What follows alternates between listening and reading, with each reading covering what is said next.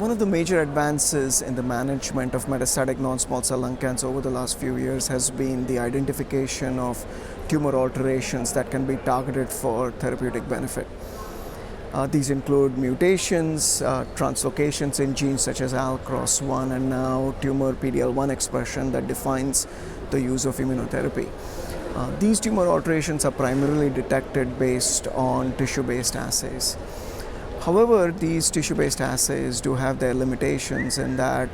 in about 30% of the patients, the tumor tissue obtained at the time of diagnostic biopsy is inadequate to perform all the necessary assays.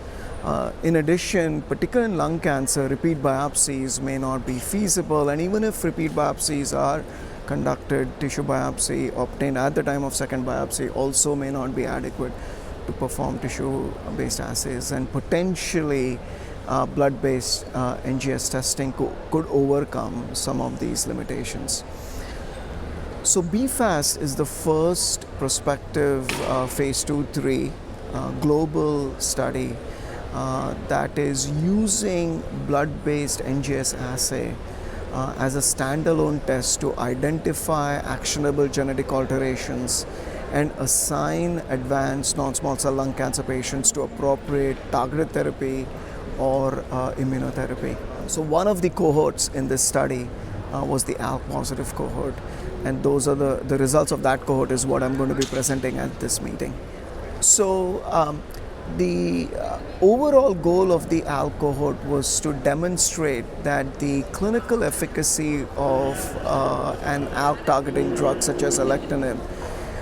is consistent in this study or in this patient population, which was defined to have ALK translocation based on a blood-based NGS assay, as compared to the clinical efficacy of alectinib demonstrated in the global ALK trial, in which patients were identified to have ALK translocation based on a tissue-based assay. So the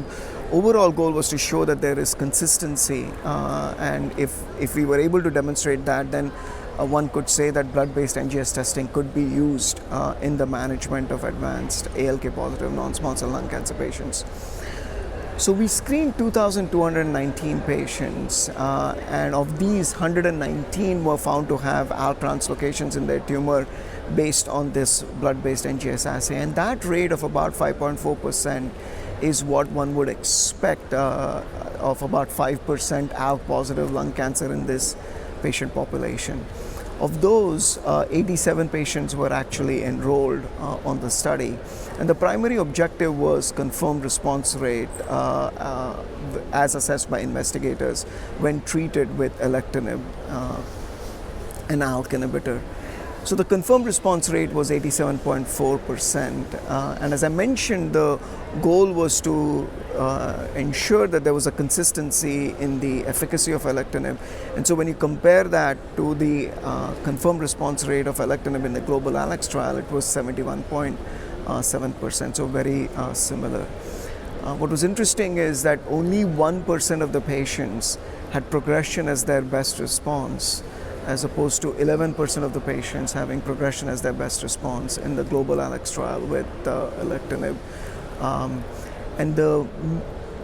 median progression-free survival had not been reached since the median follow-up is only 12.58 months, but the 1-year progression-free survival with alectinib in this cohort was 78.38%.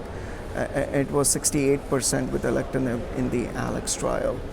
The safety profile were very similar to what has been reported with alectinib, and so our conclusions were that the primary objective was reached in this ALK cohort of the BFAST trial, and these results do demonstrate that blood-based NGS testing